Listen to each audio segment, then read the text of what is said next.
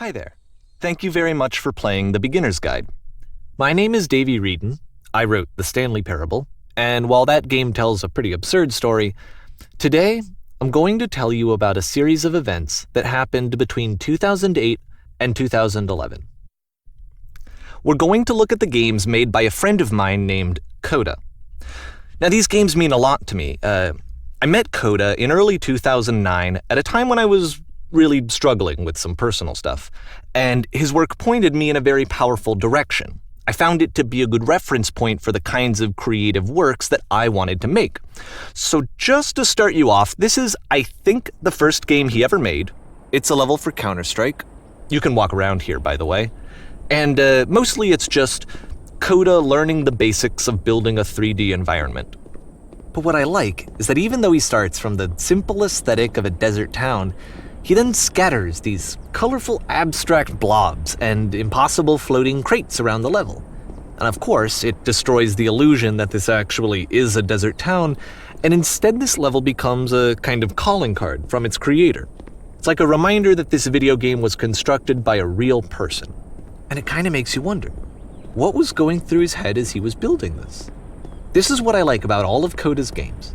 I mean, not that they're all fascinating as games, but that they are all going to give us access to their creator. I want us to see past the games themselves. I want to get to know who this human being really is. And that's exactly what we're going to do here. So, it's 2008, Coda starts making these games, and he never releases any of them. He doesn't put them onto the internet, he just makes them and then immediately abandons them, and they sit on his computer forever. And I think he really understood this image of himself as a recluse. At one point, he jokingly renamed his computer's recycling bin to Important Games Folder. So, this was just how he worked. He tended to crank them out one after the other without even really pausing to try to understand what he had just made, until suddenly one day, he just stopped. In 2011, that was it. He made his last game, and then he hasn't made another one since. And that's why I've taken this opportunity to gather all of his work together, is because I find his games powerful and interesting, and I'd like this collection to reach him, to maybe encourage him to start creating again. And if the people like you who play this also happen to find his work interesting, then I'm sure it'll just send that much stronger of a message of encouragement to Coda. So thanks for joining me on this. If you have a particular interpretation that I haven't mentioned here, or if you just need to get in touch, you can email me at daveywreden@gmail.com. Okay, that's about it for introduction. Let's take a look at Coda's first proper game. As each game is loading, I'll show you the date that it was completed. This first one was made in November 2008.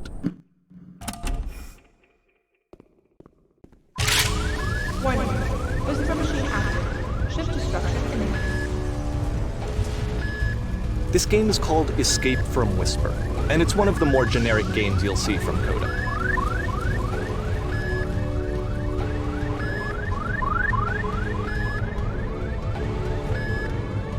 Security call breached. Hostile alien life form inbound. It kinda looks like this game was abandoned mid-development. For instance, you have this gun, which you'd think would indicate that there are supposed to be monsters or enemies somewhere, but then clearly there are no enemies anywhere. You can't even reload the gun when you run out of bullets. But ultimately we don't really know. Maybe Coda thought that actually it was complete the way that it is. And I think that we should talk about his games for what they are, rather than for what they're not. Enemy force neutralized. Begin ship evacuation. I love how you can see the bottom of the universe from this room.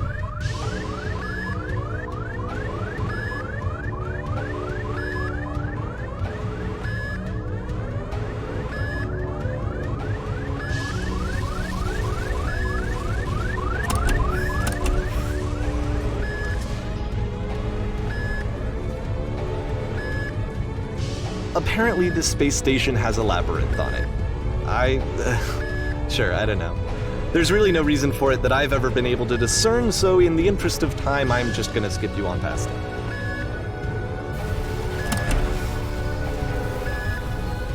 Okay, this is the part that's interesting. The game has this narrative about the whisper machine and how it has to be turned off, and then you get to the engine room.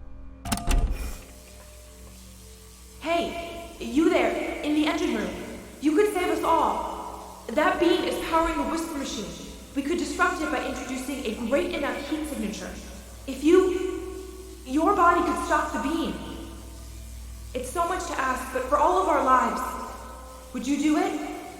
Could you give yourself?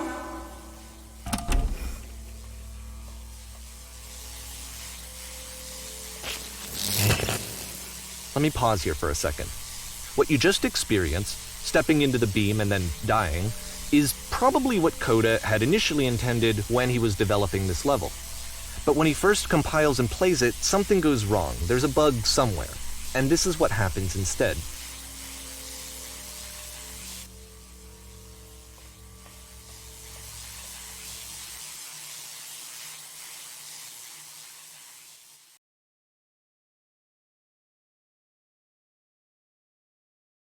The beam causes you to start floating. And this is an important moment for him. Because yes, this is technically a glitch, but Coda identifies something human about it, like how small it makes you feel in the face of this larger chaotic system. Or this floating could be the afterlife, a peaceful place, juxtaposed against all of the hysteria that you've just had to traverse. I don't even know. I have no idea what he was thinking, but what's clear is that after making this, something lodges itself in his brain. He wants to do more of these really weird and experimental designs. So he stops work on this and moves on to a stream of tiny little games that go in all sorts of directions. Let's go ahead and take a look at the first game he made after leaving this one behind.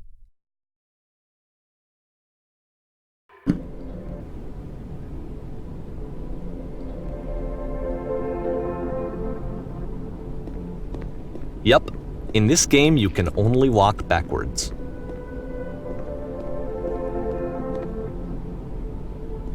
So it's a short and relatively minimalist experiment combining motion and narrative. It is less advanced than the previous game, but actually it seems to be more focused, more complete. Coda's trying to give it a unique voice rather than simply basing it on a pre-existing trope.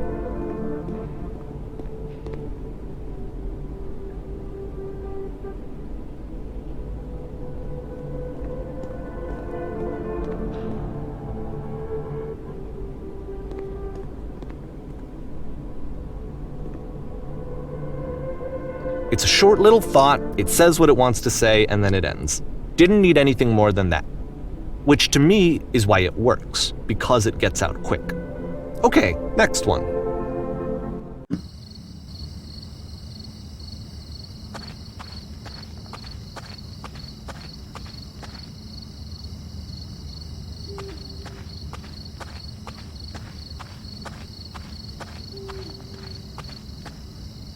And that's it.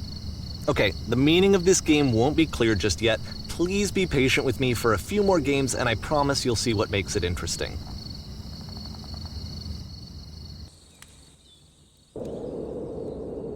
Oftentimes, Coda would put bizarre titles like this one at the start of his games.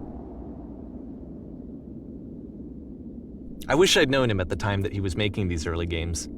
He would really only talk to me about his work as he was making it. Once he stopped work on a game, that was it. It was dead to him. And I don't agree with that at all, but what are you gonna do?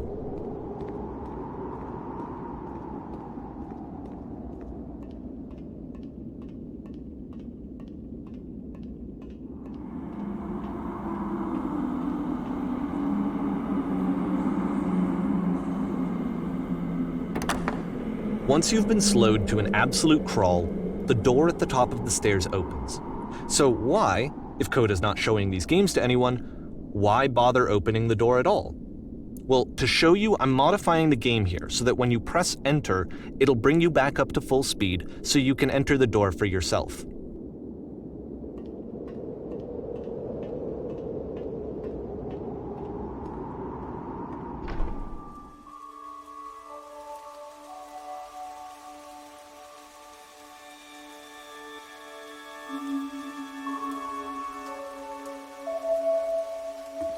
A room that's warm and nice and filled with little ideas for games.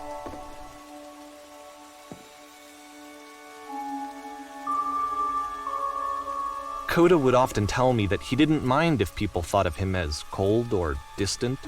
He said that he knew that he was actually a vibrant and compassionate person, but that it takes time to really see that. It can be a very slow climb to get there.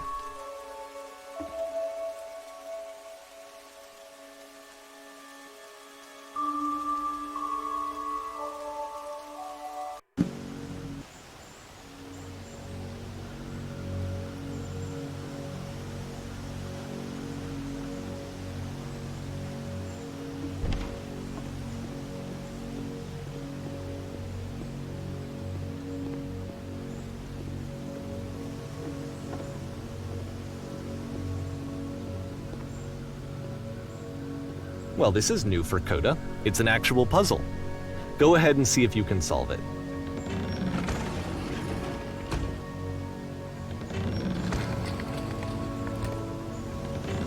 Don't forget that solution, because we're going to see this puzzle again soon. We're going to see it a lot.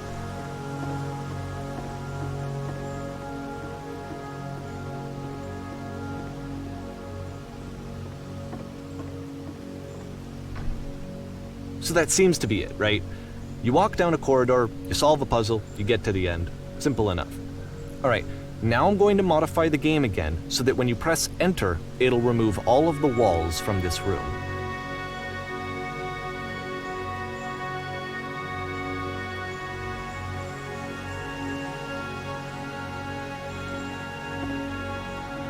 How about that? There was more to it than we had any way of knowing. I actually find it funny that this game comes after the Stairs game, since they essentially convey the opposite idea. So, in the Stairs game, a dull exterior concealed a rich interior, and then, in this level, a dull interior hides this fantastic outer world. Either way, I think that the point is the same, is that most of the time you don't get to know what you're missing, or even that you're missing anything. That's not your role as a player. So if your role here is not to understand, then what is it?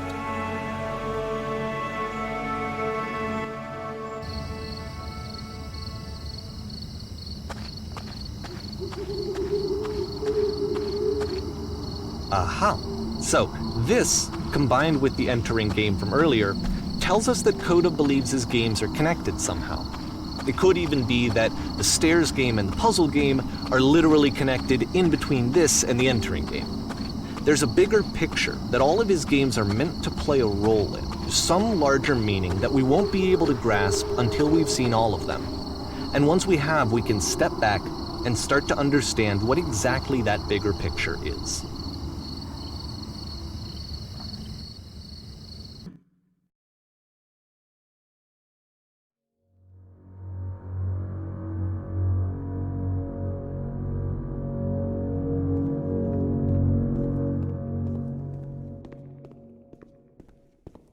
Let's talk about video game development for a second.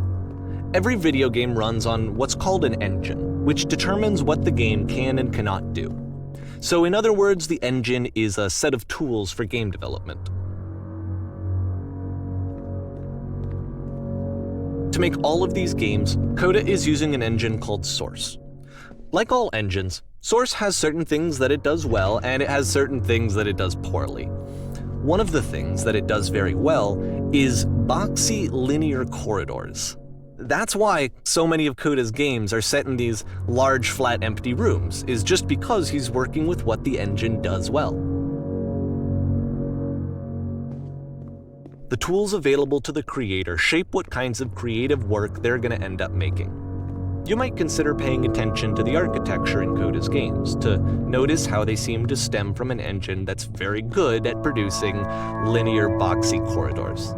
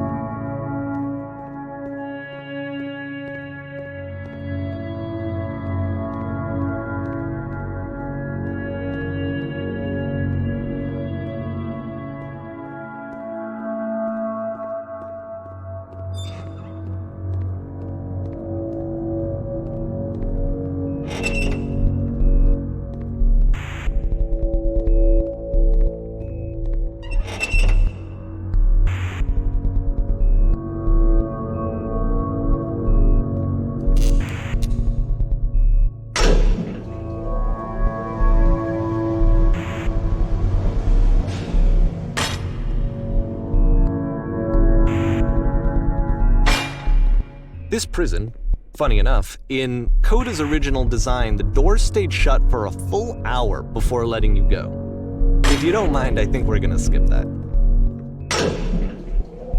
This is something that he and I used to argue about a lot. You know, whether a game ought to actually be playable, whether it means anything if no one can get through it. And I would always defend that, all this work goes into the game, why not make it playable and accessible?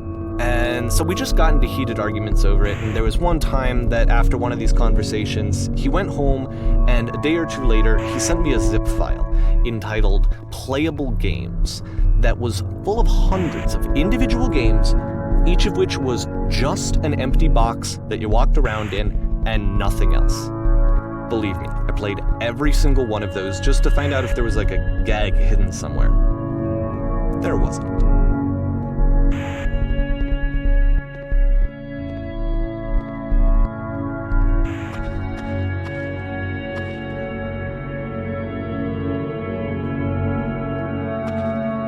It's the puzzle again, with the exact same solution as the last time.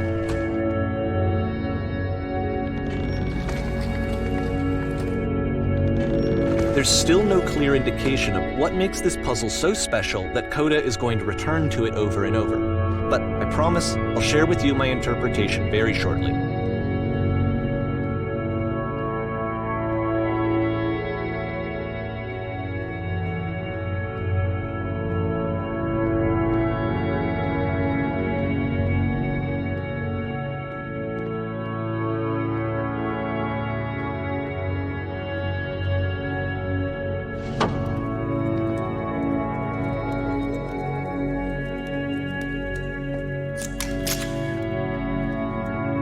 Here, Coda begins using a kind of dialogue system that he fashioned out of the engine's chat capabilities. Use the 1, 2, 3 buttons on your keyboard to respond.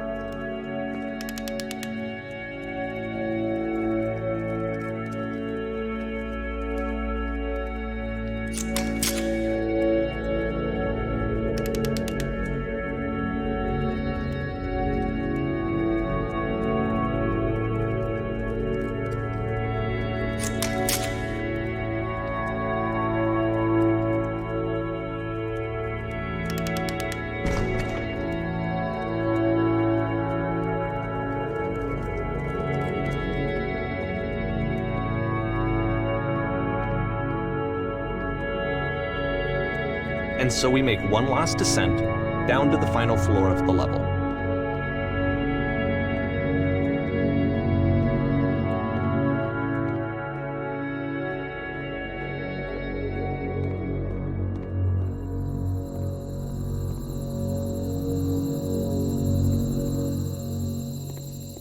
It's a lamppost. Okay, I can't tell you quite why, but for some reason Coda fixates on this lamppost. It's going to appear at the end of every single one of his games from here on out. I'll tell you what I think. I think that up to this point, he's been making really strange and abstract games with no clear purpose, and maybe you can only float around in that headspace for so long. Because now he wants something to hold on to. He wants a reference point. He wants the work to be leading to something. He wants a destination, which is what this lamppost is. It's a destination. We're going to see it in the work as well. His games are just going to become a lot more cohesive, a lot more fully developed, with more of a clear idea behind them. And as we go, that idea will get clearer and clearer and clearer.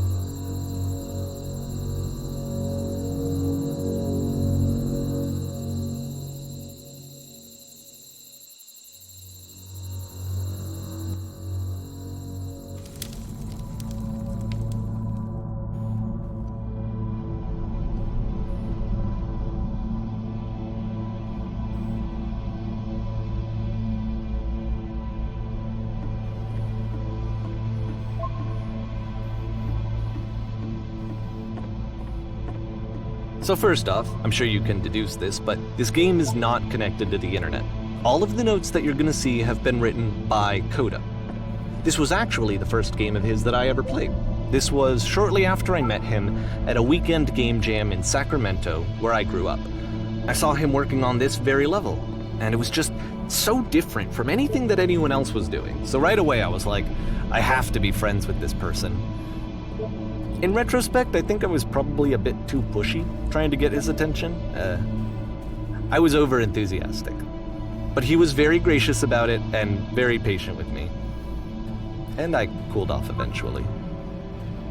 Oh, feel free to skip over any of these notes if they're not doing anything for you. Nothing extra is going to happen if you read all of them. Either way, to me they convey a sense of loneliness. I see this person who's filled with thoughts and feelings and beliefs and has no way to express them except as scattered and unheard voices in a game that wasn't meant to be played.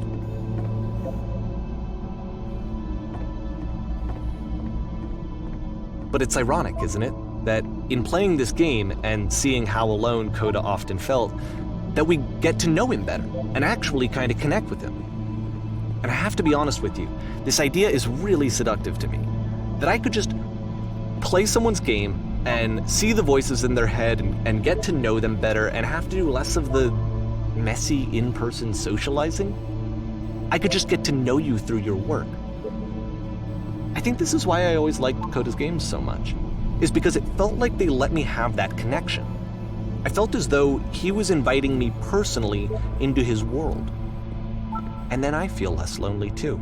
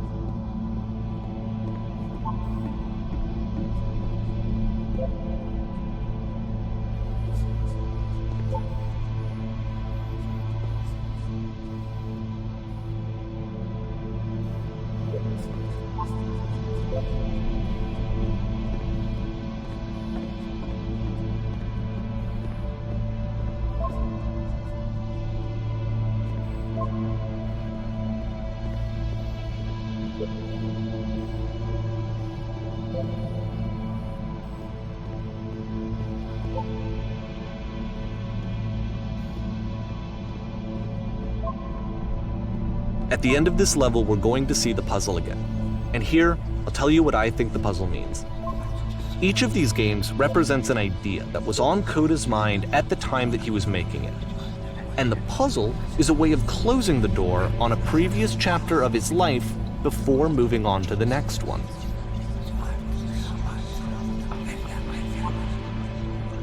In each of his games, after exploring a theme that, he might find difficult, Coda can then place this puzzle that he knows has a reliable solution, he understands exactly how it works, and so it gives him a simple mechanism for moving on.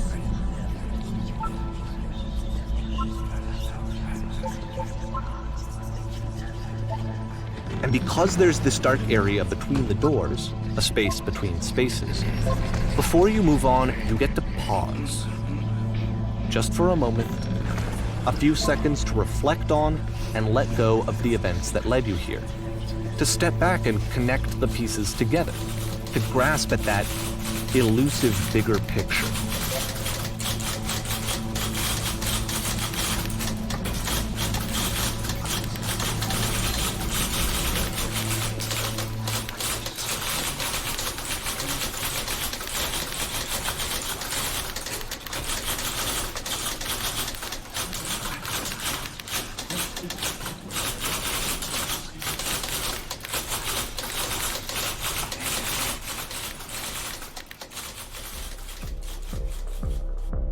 Okay, this one is tough. It's gonna kind of just spin its own wheels for a few minutes. Hang with it.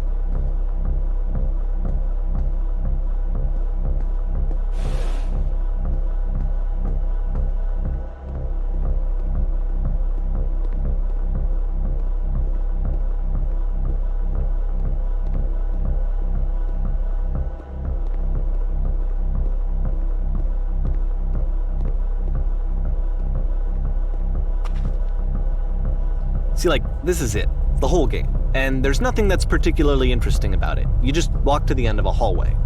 Except, for some reason, Coda gets really fixated on this prison that has all of this modern furniture. And I don't know why, but he decides he needs to revisit this prison. He's gonna start over, use the same assets, turn it into something else. Okay, cool, here's version 2.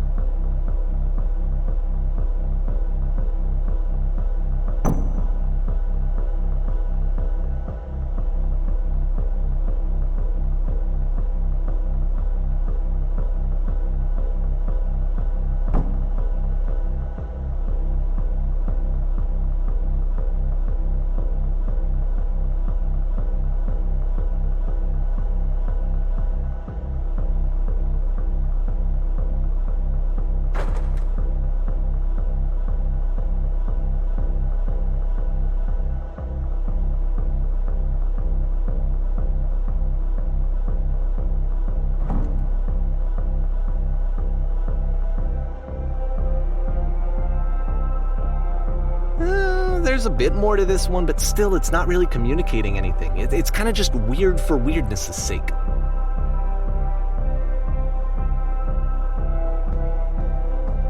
So okay, he throws it out and starts over. This time he comes at the prison idea from a different direction.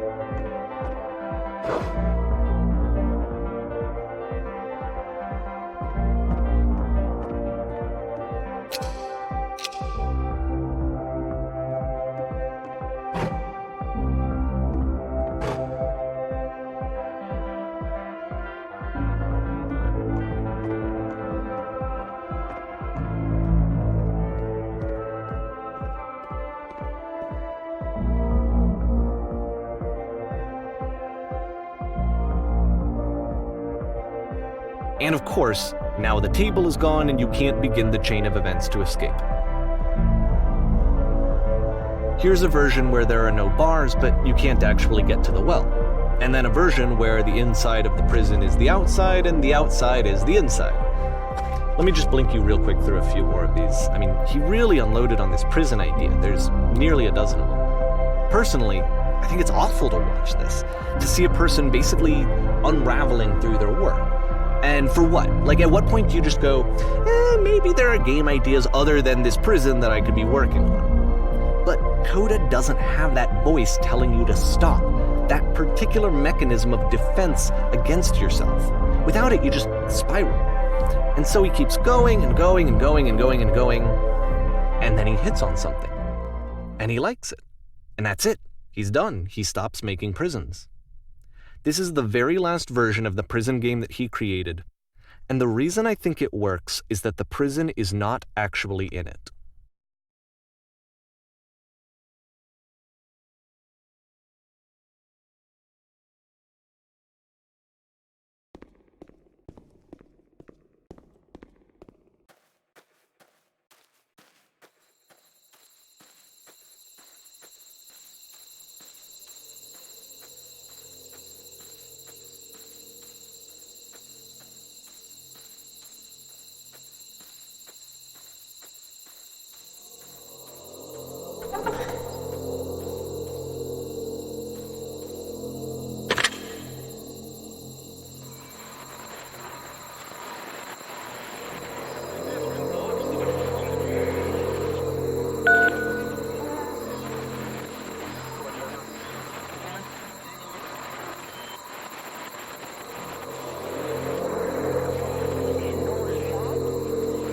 It's a conversation.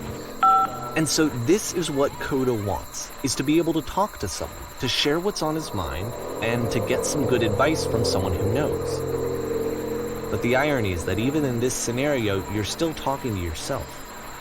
You know, all of these games so far are Coda talking to himself.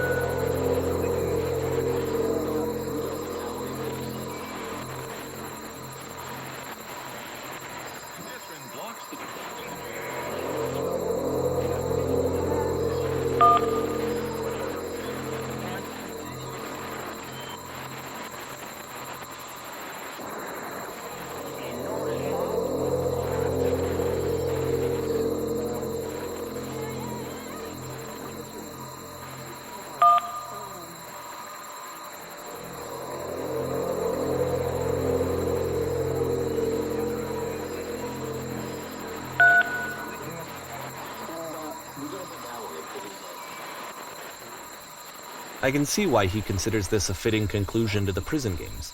After all of the obsession and frustration, just to be told by someone you can trust that things are going to be okay. Wouldn't that be nice? To someone other than himself. So what would it look like if Coda wanted to make a game about talking to someone other than himself?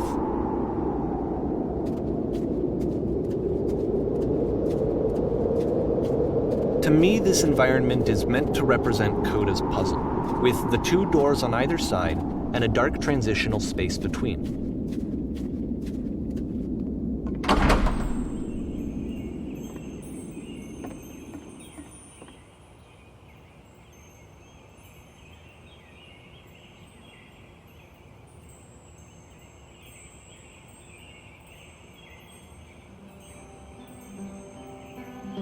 You'll notice that the quality of the art is a step up from previous games, including this new and improved chat system, which he started using from this point on.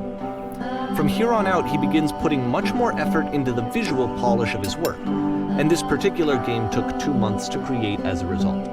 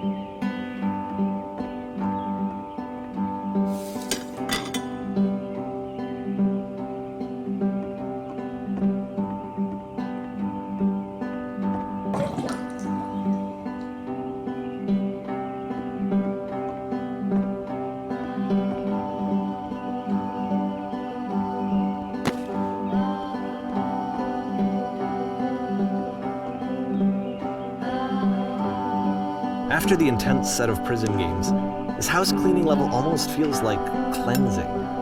It's the moment after a particularly difficult or traumatic experience where you just need to let it sit and digest inside of you, and eventually cohere into something meaningful.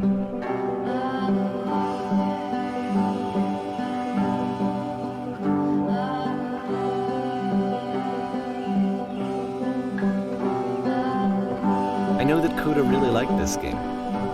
Of all of his work, actually, this was the only one that he called me up to ask me to come over and look at it. This was during a period of a few months where he was like grossly happy all the time, just walked around with a constant smile on his face.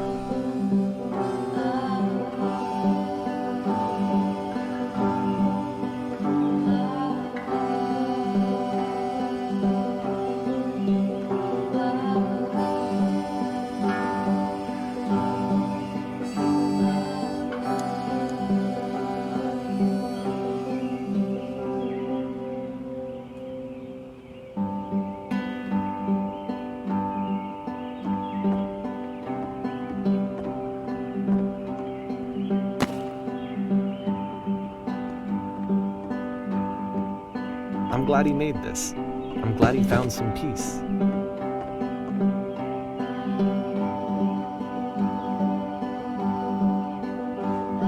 But, of course, it can't last. The music stops, your companion is gone, it's time to leave. The door at the top of the hill is now open as well. Again, you can't stay in the dark space for too long. You just can't. You have to keep moving. It's how you stay alive.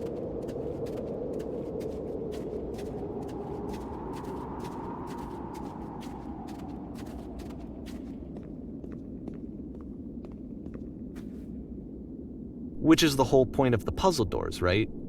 That sooner or later you have to pick up and move. I really thought that was the point of it.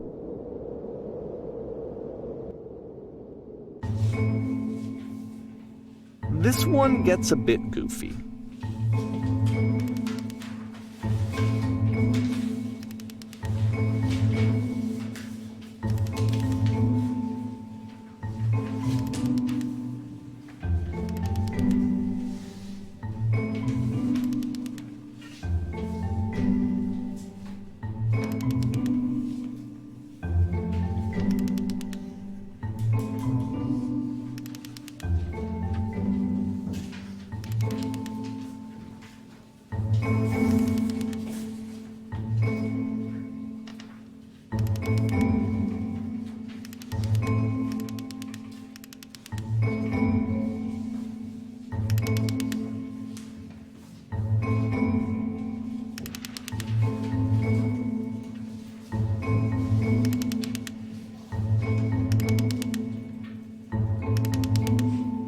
About halfway through the game, the perspective shifts.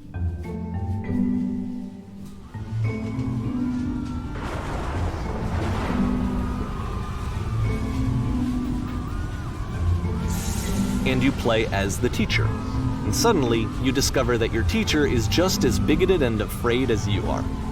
Oh, and also you can move around the classroom now.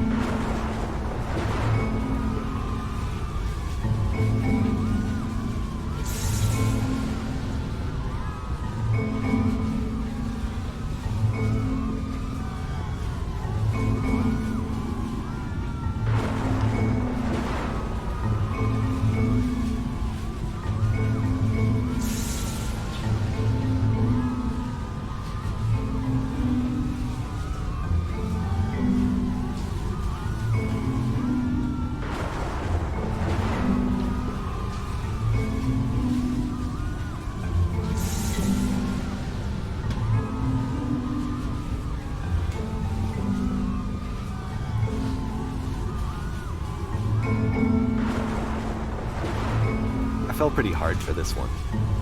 I feel like it's one of the most relatable experiences that you can have.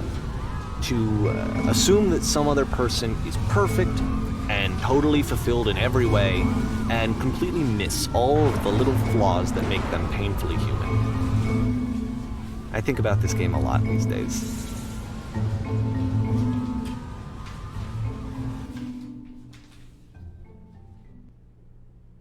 This one took a lot longer than all the others for Coda to make. It was 4 months between this and the last one. That's twice as long as it took him to make any other game before this, and it's not like it's particularly complex, so I remember I found that a little strange at the time.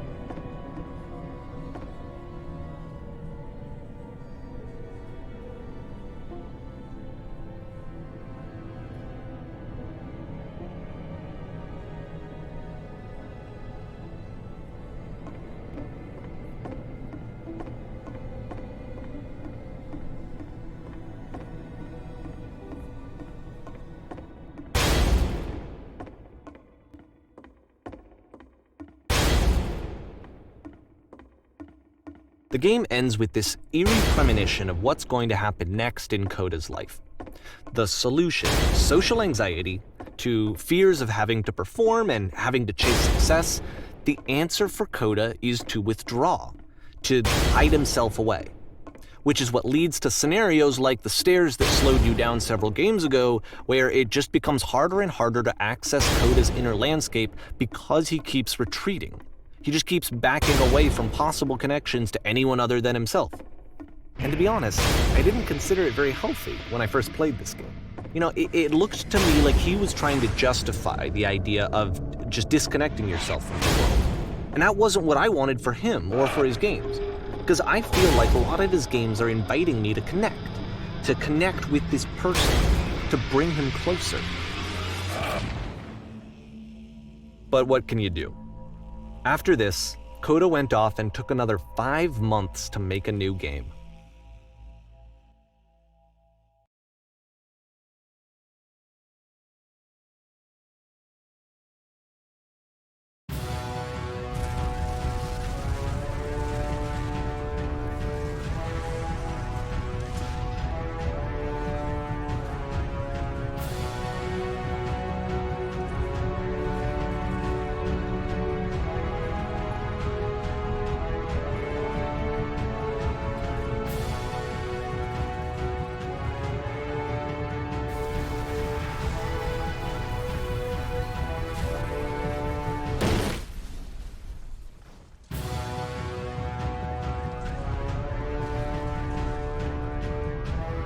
You should probably open your eyes if you haven't already. It's pretty much impossible to solve otherwise.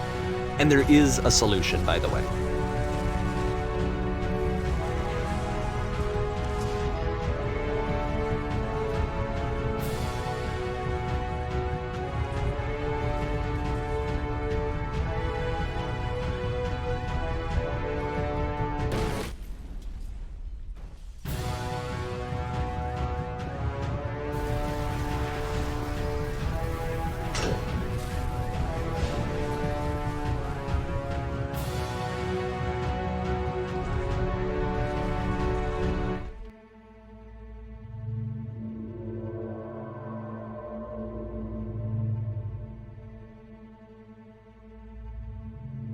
Like I said, I was getting concerned. First off, he's never been this explicit in his work about exactly what he's thinking. So where's that coming from? But then even weirder, his work has potentially stopped being an outlet for him. Not like he's having trouble iterating on ideas, but he literally just can't think of new ideas anymore. And in person, he was being a lot more distant than usual. Like, you know how sometimes a person will just deflect anything that you say in order to keep themselves disconnected all the time? It was that kind of thing. Here was the point in my relationship with Coda where I really started to wonder if he needed my help in some way. His games are going to get more desperate from here on out. After this game, it's almost 6 months before he finishes something new.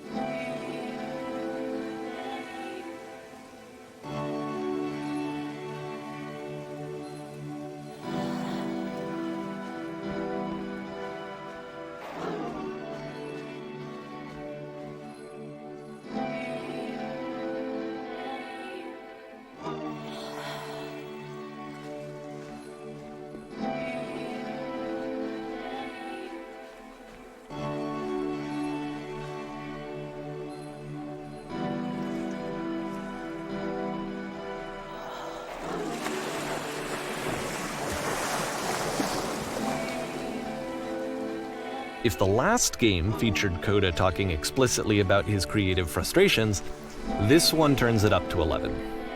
Now, put yourself in my shoes playing this. Here's a friend whose work is exhibiting signs of struggle, frustration, anxiety, depression, even. And yet, still, he keeps making games. He keeps throwing himself into the grinder even when he clearly doesn't have the energy for it anymore. Why? What is it for? Because from my perspective at the time and just what I knew of him, this was a result of how isolated he was. He was in his own little bubble, just sitting at his computer all day, not really showing these games to anyone, not releasing them onto the internet, and so he didn't have anyone outside of himself to connect with. He had no outlet to ground himself on.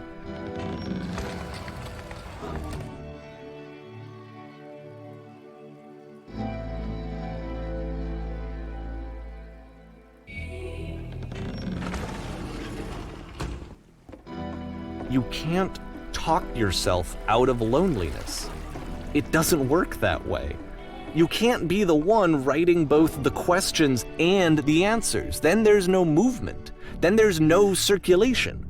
If all of your anxieties are being channeled into your work, then if the work ever fails, you have no backup and you're just going to crash.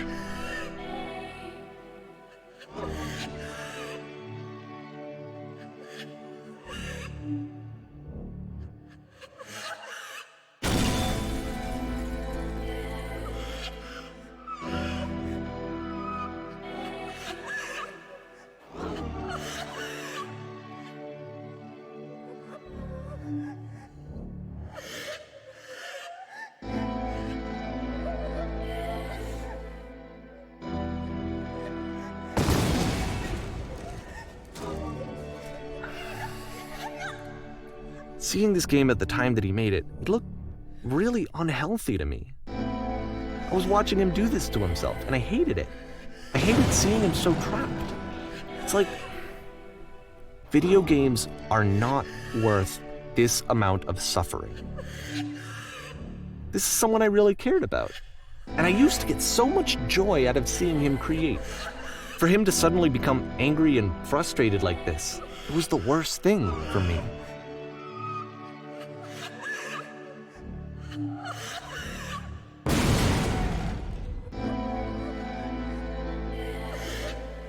I don't know. This is what I felt at the time. I don't know how else to explain it. I wanted it to stop more than anything. I had never felt so rotten. I needed more than I had ever needed anything for this to stop.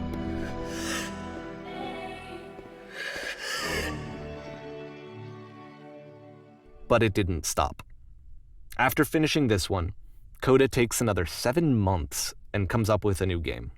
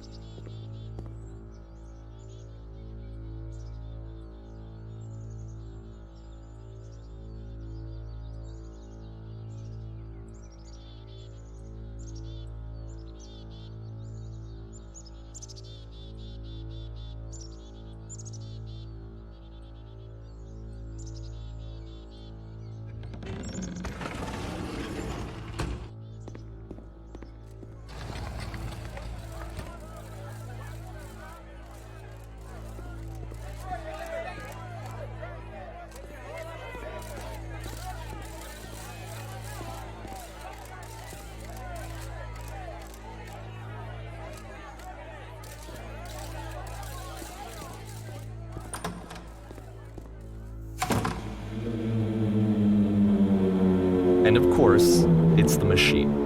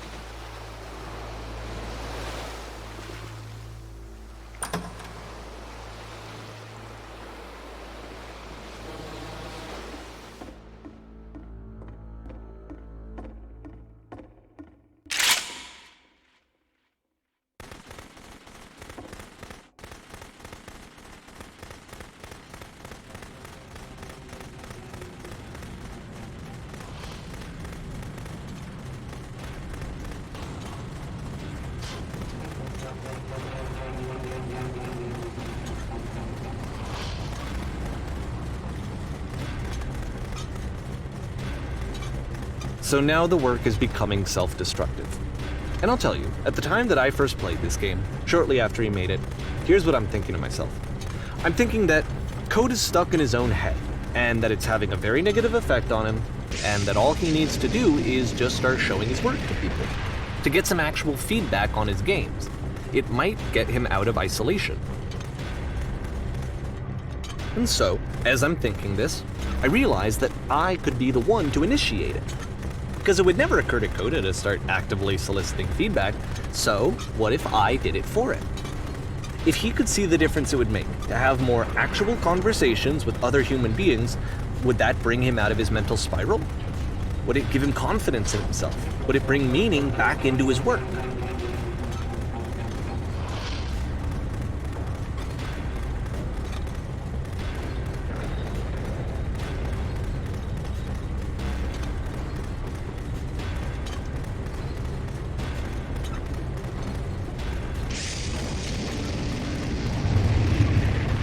So I started showing Coda's work to people. I took this one, and the islands which you just played, the theater, the notes, the house cleaning game, and some of the prison escape games. I brought them to people that I knew and trusted. I asked their opinions. And the great part is that they really loved his games. You know, the point of it all was just to give him some external reference point, but they genuinely loved his work. There was nothing for him to be afraid of.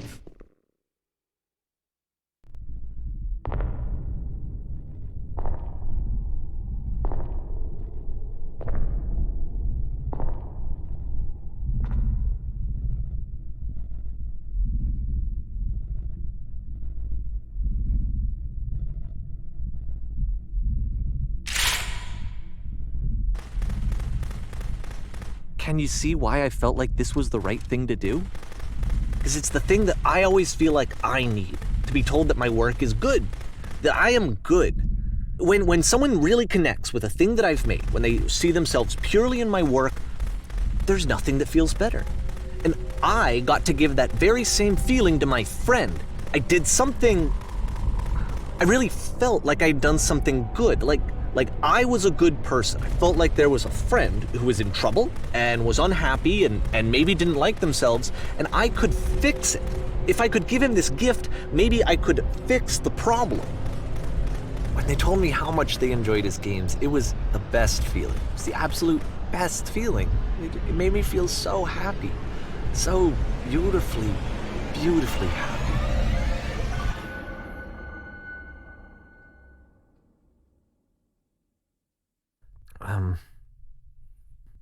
So anyway, Coda finishes this game, and then really he just kind of takes off for a while. So this is June of 2011, and I didn't hear anything from him for several weeks, I guess. And so out of nowhere, one day I get an email, and it's got a private link to a new game of Coda's. This one is called The Tower, and to my knowledge, it's the last game that Coda ever made. So let's take a look.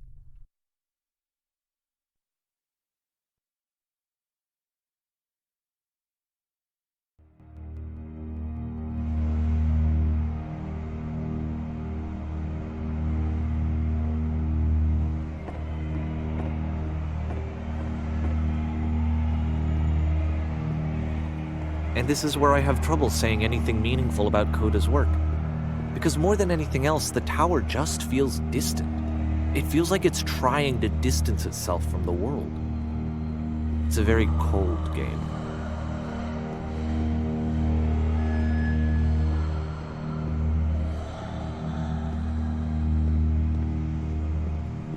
This room actually has a maze in it.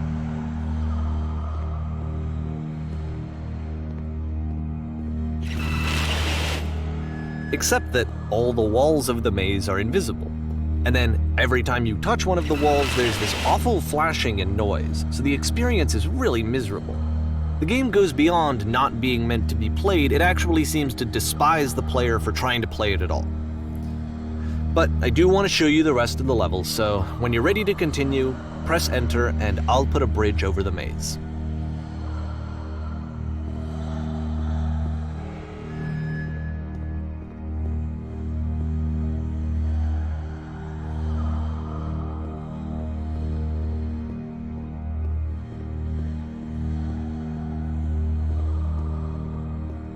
And to be fair, it's not like this is the first game that's needed some modification to be playable. Like the house cleaning game. That one used to actually loop the cleaning chores and you just cleaned a house forever. I had to cut it off so that you could exit the house and the game would actually end. But that game had an idea that it was actually trying to communicate. What's the deeper idea behind the invisible maze? The only way past this challenge is to randomly guess the 6-digit code. Like the invisible maze, it's frustrating to me, because it's the opposite of everything else that Coda has made. It doesn't encourage thought or engagement. It doesn't ask anything of me, except a lot of my time. If I could have reached him during this time, then maybe I could have asked him, but I couldn't. I still don't really understand why this is here. I'll put the code on the ground for you here, though, so that we can move on.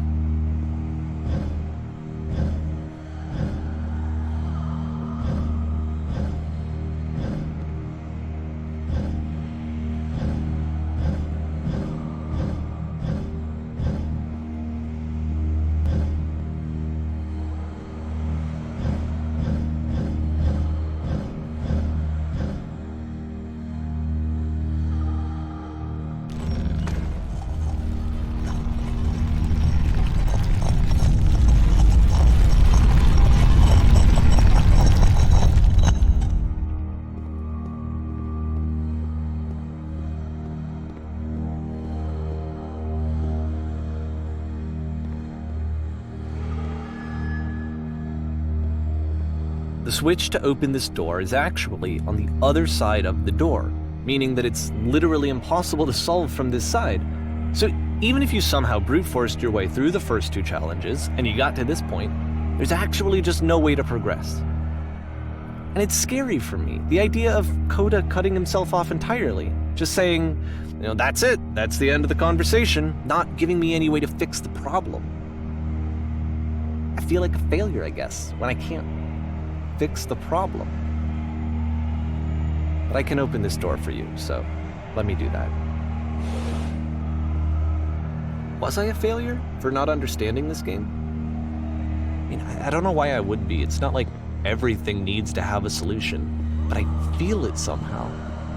I feel like I failed, and I don't understand why. I remember, it's June of 2011. I'm playing this for the very first time, and as I'm playing, I'm thinking to myself, I don't know this person. I have no idea who this person is.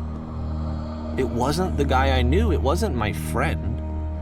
I had come to so many conclusions from looking at all of his work up to this point, and then suddenly none of them... I had been trying to, though. That was the thing. For years, I was trying to get to know him, to understand who he actually was and what he stood for. I asked him so many times to please just tell me what his games mean to him. I asked him please to tell me what the 3 dots mean. And he wouldn't.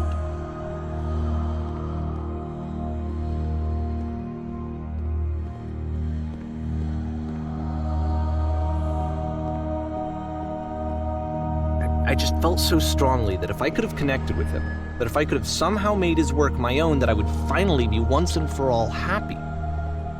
It was that I needed to see myself in someone else. I needed to be someone other than me. But he stopped and left, and it felt somehow like I had failed.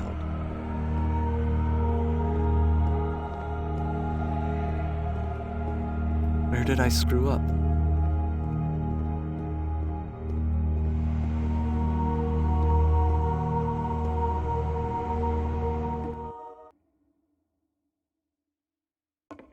I'm the reason that you stopped making games, aren't I? It's because of what I did. I poisoned it for you. I don't think I ever told you this, but when I took your work and I was showing it to people, it actually felt... it felt as though I were responsible for something important and valuable. And the people who played them, they treated me like I was important. They really listened and cared about what I had to say. Even though I was showing your work, I felt good about myself finally, for a moment while I had that, I liked myself.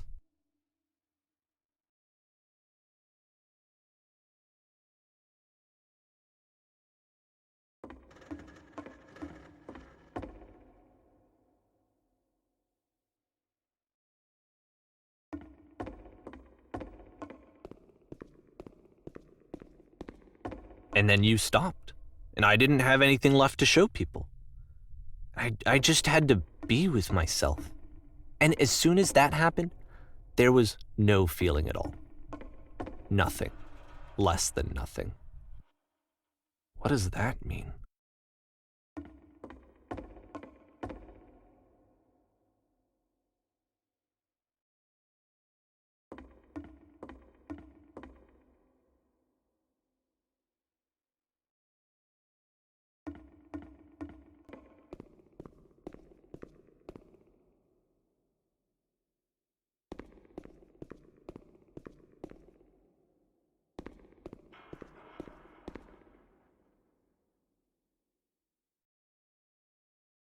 I'm afraid that I did something really stupid because I don't like myself.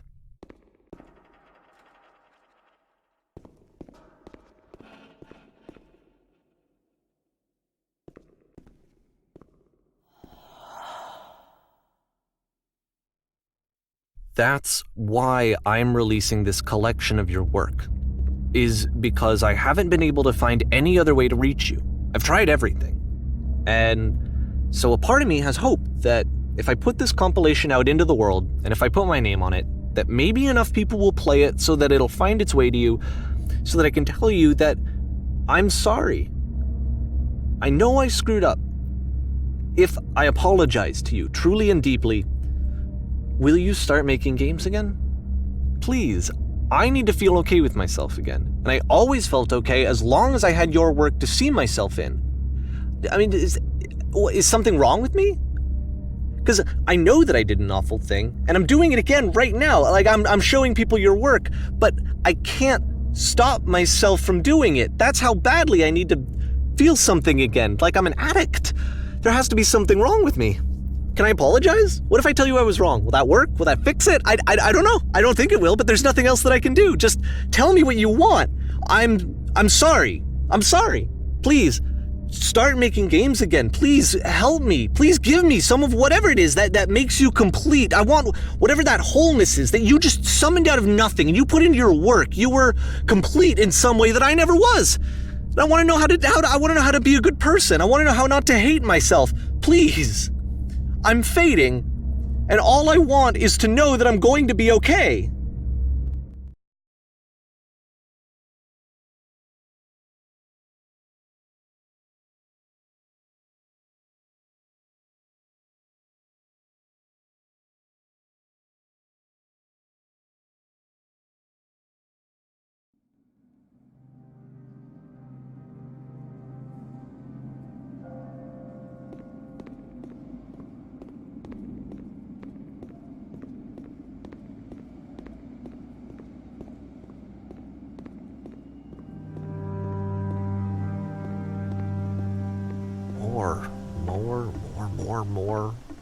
More love, more praise, more people telling me that I'm good.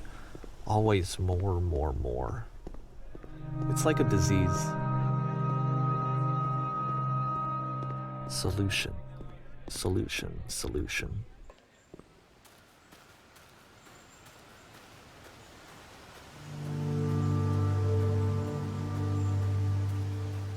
I guess if someone had told me ahead of time that he just really enjoyed making prison games, maybe I wouldn't have thought he was so desperate. I wouldn't have told so many people that he was depressed. Maybe he just likes making prisons.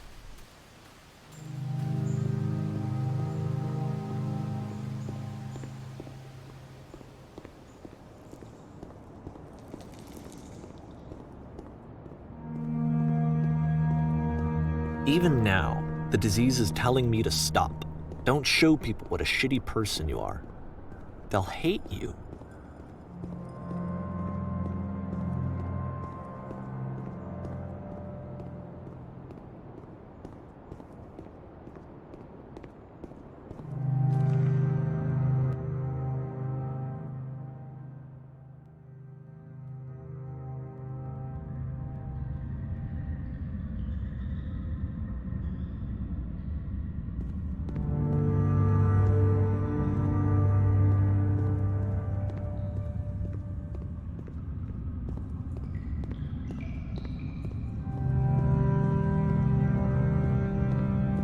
if I knew that my life depended on finding something to be driven by other than validation, what would that even be?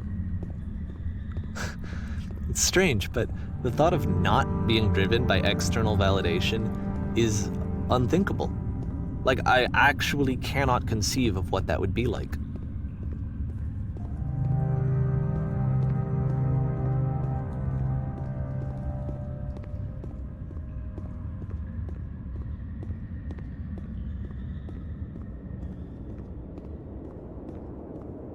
What now?